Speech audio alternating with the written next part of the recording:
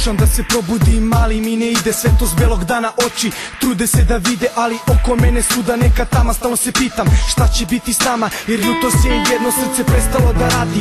Jutros je nestao još jedan život mladi i krenuo na put tamo negde gore. Zašto se događaju ove noćne more, to je pitanje na koje niko odgovora nema. Oni odlaze i ostavljaju stotinu problema, nijedan pa ni ovaj primer nije izuzetak. I njena priča imala je tužan završetak.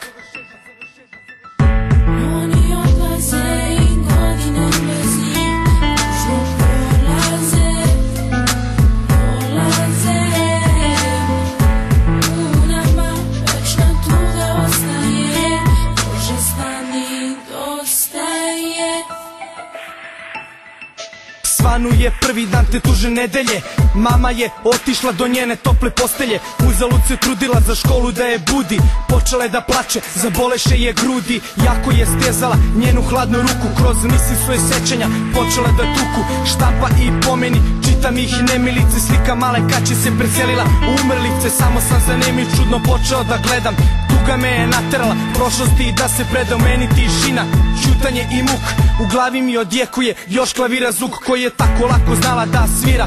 Pitam se zašto Bog tako dobru decu bira.